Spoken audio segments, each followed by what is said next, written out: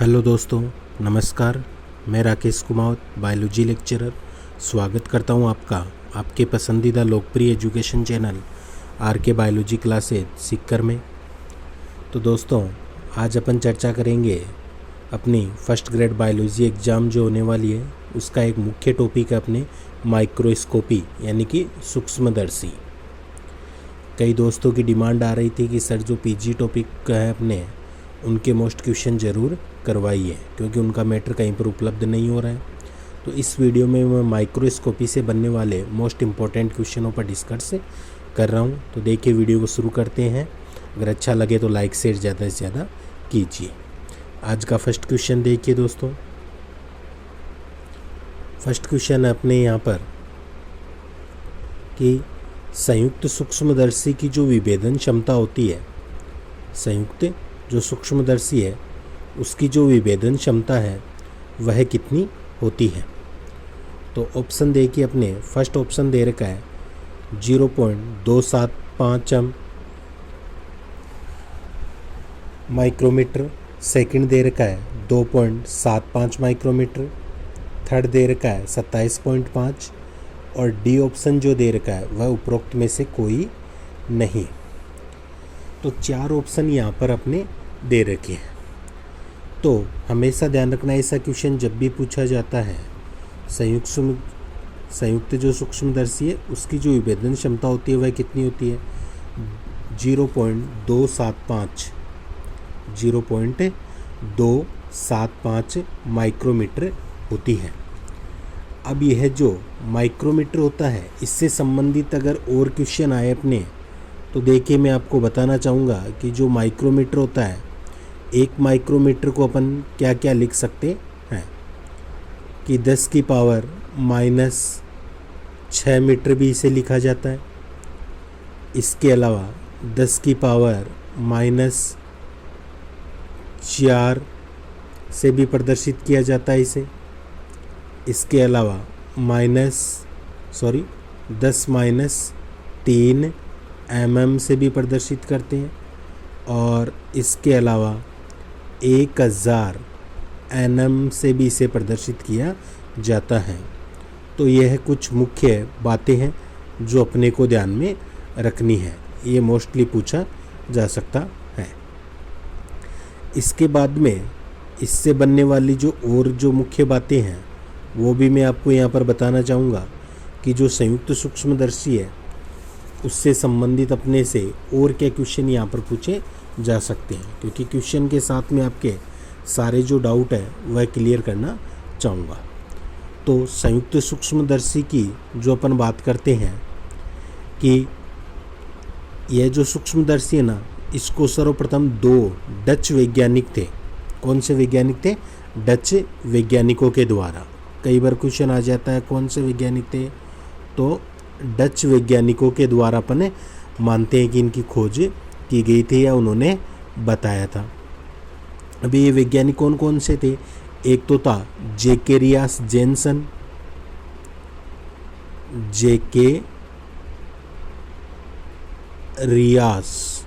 एक का नाम तो क्या था दोस्तों? जेकेरियास जेनसन नाम था। और जो दूसरा वैज्ञानिक था उसका नाम क्या था? जेनसन के नाम से उसे जानते हैं, जेनसन। ये 2 वैज्ञानिक थे।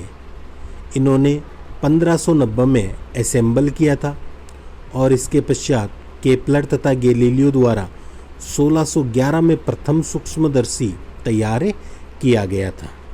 तो 1590 में तो असेंबल किया गया था किसके द्वारा? जेकेरियास जेनसन के द्वारा, और जेनसन के द्वारा। ये दोनों क्या थे? डच वैज्ञानिक थे। इसके पश्चात 1611 में अपन मानते हैं कि 2 वैज्ञानिक, एक तो कौन था?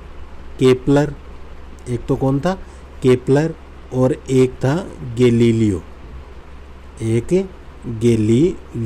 केपलर और गैलीलियो के द्वारा प्रथम संयुक्त सूक्ष्मदर्शी तैयार किया गया था, लेकिन प्रयोगशाला में अध्ययन के लिए उपयोग नहीं किया गया था। ये भी अपने को ध्यान में रखना है।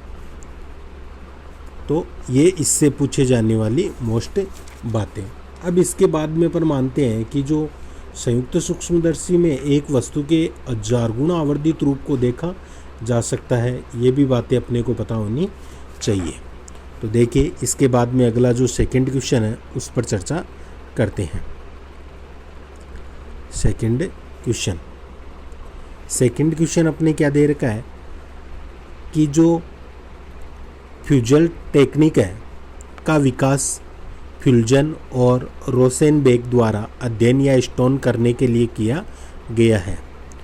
तो ऑप्शन देखिए, प्रोटीन, लिपिड्स, डीएनए और आरएनए। यहाँ पर अपने यह 4 ऑप्शन दे रखे हैं।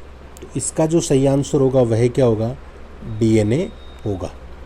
यानी कि जो फ्यूजन टेक्निक होती है ना, इसका विकास मुख्य रूप से अपन मानते हैं कि डीएनए का अध्ययन या स्टैन करने के लिए किया गया है। तो ये 2 क्वेश्चन अपने यहाँ पर हो गए। इसके बाद आगे अपन चर्चा करते हैं। 3rd नंबर का जो अपने क्वेश्चन है उसके ऊपर अपन चर्चा करते हैं। 3rd नंबर का क्वेश्चन देखिए, थोड़ी सी स्क्रीन को बड़ी कर देते हैं अपन। अब देखिए आराम से दिखाई दे रहा होगा आपको। 3rd नंबर का जो क्वेश्चन है उस पर चर्चा करते हैं कि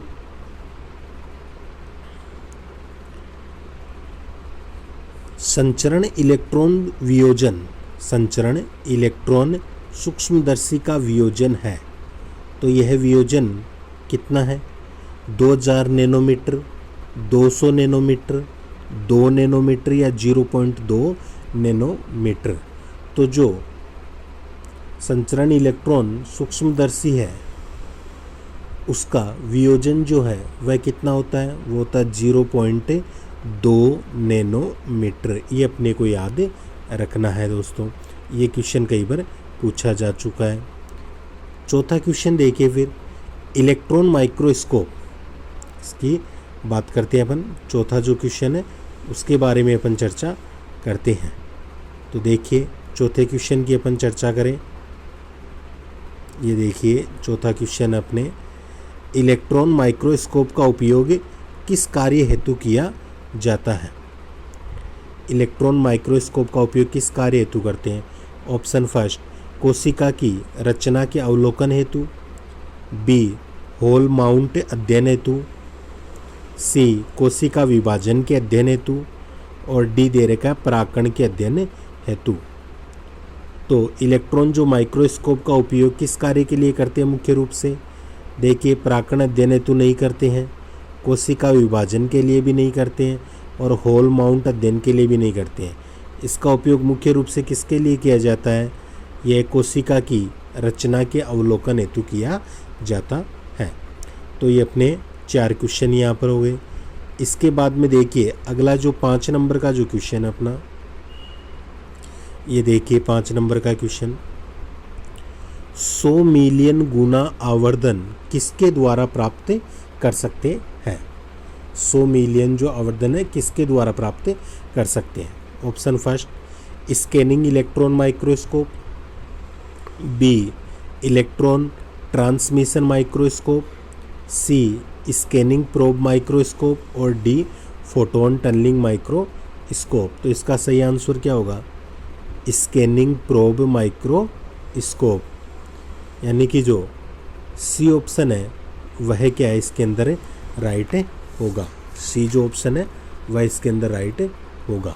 अब ये स्कैनिंग प्रोब माइक्रोस्कोप क्या होता है कि यह जो सूक्ष्मदर्शी है ना, पदार्थ की बाह्य संरचना के सूक्ष्मतम परीक्षण का विस्तृत विभेदन करने में सक्षम होता है। इसमें एक परमाणु के समान प्रतिबिंब दर्शाने की क्षमता होती है, और इसका जो आवर्धन होता है ना वह कितना होता है, 100 मिलियन तक माना गया है। इसका आवर्धन कितना होता है, 100 मिलियन तक अपन मानते हैं इसका आवर्धन माना गया है। तो ये बातें भी अपने को पता होनी चाहिए। इसके बाद में देखिए अगला क्वेश्चन अपन चर्चा करते हैं। 6 नंबर का जो अपना क्वेश्चन है उसके ऊपर चर्चा करते हैं। तो क्वेश्चन को थोड़ा सा अपन देखिए यहाँ पर बड़ा कर लेते हैं। हाँ, ये अपना 6 नंबर का क्वेश्चन, प्रकाश सूक्ष्मदर्शी की विभेदन क्षमता होती है।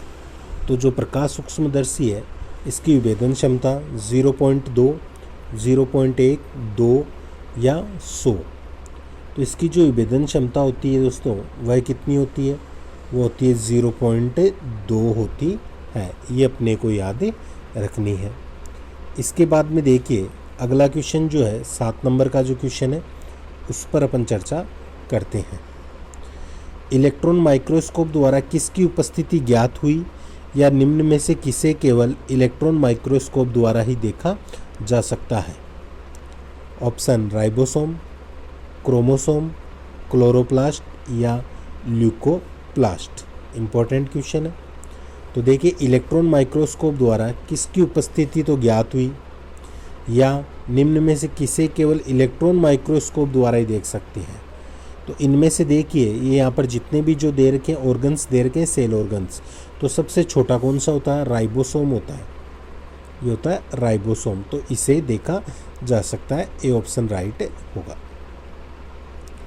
आगे देखिए फिर अपने 8 नंबर का जो क्वेश्चन है उस पर अपन चर्चा करते हैं। 8 नंबर का जो क्वेश्चन है, इलेक्ट्रॉन सूक्ष्मदर्शी की खोज निम्न में से किसके द्वारा की गई थी? ऑप्शन नोल और रस्का, रॉबर्ट ब्राउन, कोरेंस और जेनसन तथा जेनसन के द्वारा। तो इलेक्ट्रॉन सूक्ष्मदर्शी की खोज किसने की थी? तो ये अपने को पता है किसके द्वारा की गई थी? नोल और रस्का के द्वारा की गई थी। ए ऑप्शन यहाँ पर क्या होगा? राइट होगा। इसके बाद में देखिए अपने 9 नंबर का जो क्वेश्चन है उसके ऊपर अपन थोड़ी सी चर्चा कर लेते हैं। ये देखिए 9 नंबर का अपना क्वेश्चन, वह कोशिका अंगक जिसे केवल इलेक्ट्रॉन सूक्ष्मदर्शी से देखा जा सकता है किंतु प्रकाश सूक्ष्मदर्शी से नहीं देखा जा सकता है। ऑप्शन फर्स्ट नाभिक, गोल्जी बॉडी, क्लोरोप्लास्ट या नाभिक को साइटोप्लाज्म से पृथक करने वाली झिल्ली। इंपॉर्टेंट क्वेश्चन है। तो देखिए कोशिका अंगक जिसे केवल इलेक्ट्रॉन सूक्ष्मदर्शी से अपन देख सकते हैं किंतु प्रकाश सूक्ष्मदर्शी से नहीं देख सकते। तो जो नाभिक के गोल्जी बॉडी और क्लोरोप्लास्ट है ना, इन्हें तो अपन क्या कर सकते हैं कि इलेक्ट्रॉन सूक्ष्मदर्शी और प्रकाश सूक्ष्मदर्शी से देख सकते हैं, लेकिन जो नाभिक को साइटोप्लाज्म से पृथक करने वाली जो झिल्ली होती है ना, उसे प्रकाश सूक्ष्मदर्शी से नहीं देखा जा सकता है। इसलिए इसका आंसर क्या होगा? डी ऑप्शन राइट होगा। इसके बाद में देखिए अगला क्वेश्चन अपने 10 नंबर के क्वेश्चन की अपन बात करते हैं। एक एनम का मतलब क्या होता है? नैनोमीटर किसके बराबर होता है? एक एनम किसके बराबर होता है? तो एक एनम देखिए ऑप्शन 10 एंगस्ट्रॉम, 10 की पावर -3 mm, 10 की पावर -8 m और 100 माइक्रोमीटर।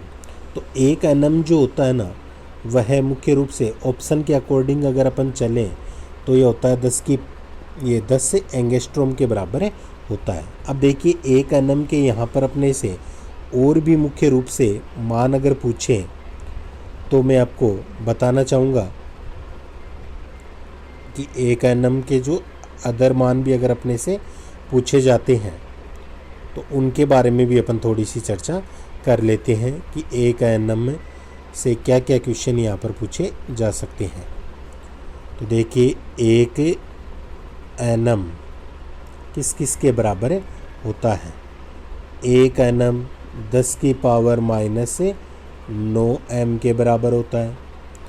इसके अलावा 10 की पावर -7 cm के बराबर होता है। इसके अलावा 10 की पावर -6 है mm के बराबर होता है। इसके अलावा 10 की पावर -3 माइक्रोमीटर के बराबर होता है और एक होता है 10 एंगस्ट्रॉम के बराबर होता है। तो अपने यहाँ पर ऑप्शन में केवल यह एक ही मैच खा रहा था, इसलिए यह सही होगा। इसके बाद में देखिए अगली अपन बात करते हैं, अगली स्लाइड 11 नंबर का जो अपने क्वेश्चन दे रखा है उसके बारे में थोड़ी सी चर्चा करते हैं। ये देखिए 11 नंबर का जो अपना क्वेश्चन है कि निम्नलिखित में से कौन सा कथन असत्य है। तो देखिए फर्स्ट कथन क्या है, 1 एंगस्ट्रोम 1 माइक्रोन का 100वां भाग होता है। 1 एंगस्ट्रोम 1 माइक्रोन का 100वां भाग होता है। दूसरा दे रखा है, प्रोटीन का विलगन इलेक्ट्रोफोरेसिस द्वारा किया जा सकता है। सही बात है। थर्ड, संयुक्त सूक्ष्मदर्शी द्वारा बनाया गया प्रतिबिंब आभासी और सीधा होता है। ये भी सही है। और डी, अरंजित जीवित कोशिकाओं एवं ऊतकों का अध्ययन फेज कॉन्ट्रैक्ट सूक्ष्मदर्शी द्वारा किया जा सकता है। तो देखिए दोस्तों, बी, सी और डी तीनों बातें यहाँ पर सही है, लेकिन गलत क्या है कि 1 एंगस्ट्रोम 1 माइक्रोन का 100वां भाग होता है। ये यहाँ पर क्या है, गलत है। इसके बाद में अगला क्वेश्चन देखिए 12 नंबर का जो अपने क्वेश्चन दे रखा है उसकी चर्चा करते हैं। लिग्निफाइड कोशिकाएं रंजित की जाती है, कोशिकाएं रंजित होती किसके द्वारा? सेफ्रेनिन, मिथाइल ब्लू द्वारा, एसिटोकार्मिन या लाइट ग्रीन द्वारा।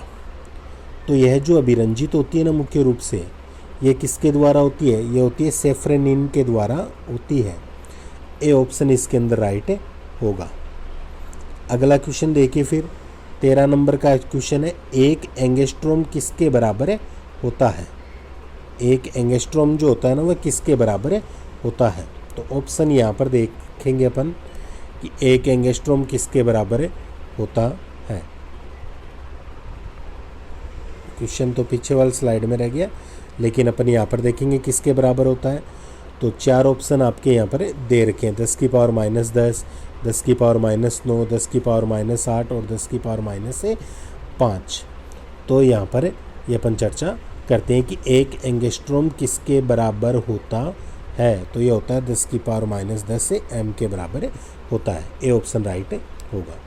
अगला देखिए 14 नंबर क्वेश्चन, कोशिका का सूक्ष्मतम आकार जो नग्न नेत्रों द्वारा देखा जा सकता है वह है अथवा मानव की विभेदन क्षमता, आँख की विभेदन क्षमता। ये क्वेश्चन आपसे पूछा जा सकता है। तो ऑप्शन 1 माइक्रोन, 10 माइक्रोन, 100 माइक्रोन या 1000 माइक्रोन। तो ध्यान रखना कि मानव नेत्र जो होते हैं या आँख की जो विभेदन क्षमता होती है दोस्तों, वह कितनी होती है? वो होती है 100 माइक्रोन होती है। सी ऑप्शन जो होगा वह इसके अंदर राइट होगा। ये ज़रूर याद रखना अपने को। अगला क्वेश्चन देखिए 15 नंबर का जो अपना क्वेश्चन है उस पर चर्चा करते हैं।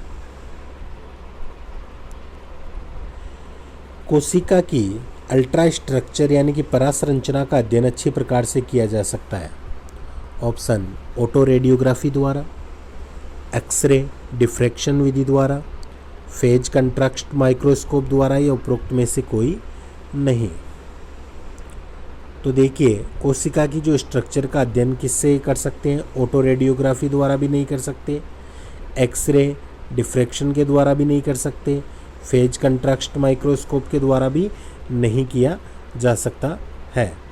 तो मुख्य रूप से अपन कह सकते हैं कि इसके लिए इलेक्ट्रॉन माइक्रोस्कोप का उपयोग किया जा सकता है, लेकिन यहाँ पर वो ऑप्शन में नहीं है, इसलिए उपरोक्त में से कोई नहीं। यहाँ पर डी ऑप्शन जो होगा वह राइट होगा। अब देखिए यहाँ पर दोस्तों और भी जो मुख्य इम्पोर्टेंट बातें हैं वह मैं आपको यहाँ पर थोड़ी सी बताने वाला हूँ, जो इस टॉपिक से पूछी जा सकती है। तो थोड़े से ध्यान दीजिए इसके ऊपर।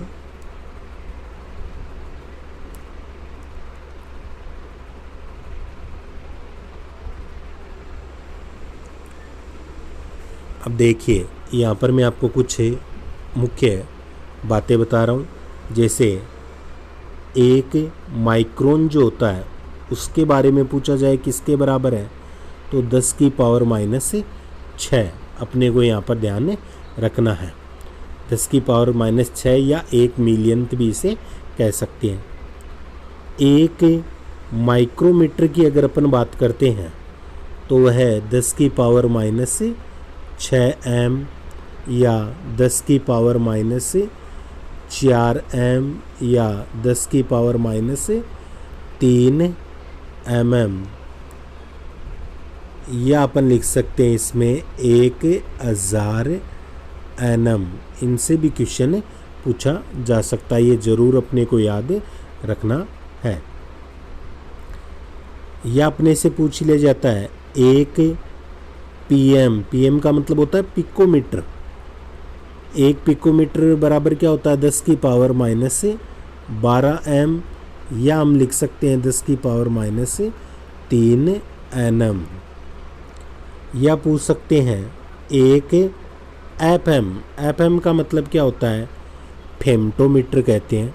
तो यह 10 की पावर माइनस 15 एम लिख सकते हैं इसे, या 10 की पावर माइनस 6 एनएम से इसे प्रदर्शित करते हैं। एक और आता है एक एटोमीटर, एएम जिसे कहते हैं, 1 एम यानी कि एटोमीटर। तो इसे लिख सकते हैं 10 की पावर माइनस 18 एनएम से प्रदर्शित करते हैं, या 10 की पावर माइनस 9 एम से भी प्रदर्शित करते हैं। ध्यान रखना, जो माइक्रोस्कोपी और साइटोलॉजी में मापन की सामान्य इकाई क्या होती है? नैनोमीटर होती है। यह क्वेश्चन अपने को ज़रूर याद रखना है। नैनोमीटर से कई बार क्वेश्चन आता है, ये नैनोमीटर। तो जो माइक्रोस्कोपी और साइटोलॉजी में मापन की सामान्य इकाई क्या होती है? नैनोमीटर होती है। जबकि कोशिका की जो मापन की इकाई होती है वह क्या होती है? माइक्रोन होती है। ये बात भी अपने को मुख्य रूप से याद रखनी है। तो ये थे इस टॉपिक से बनने वाले मुख्य क्वेश्चन। आशा करता हूँ क्वेश्चन पसंद आए हैं। तो वीडियो को लाइक शेयर ज़्यादा से ज़्यादा कीजिए। मिलते हैं अगली क्लास में एक नए टॉपिक के साथ। तब तक के लिए जय हिंद, जय भारत।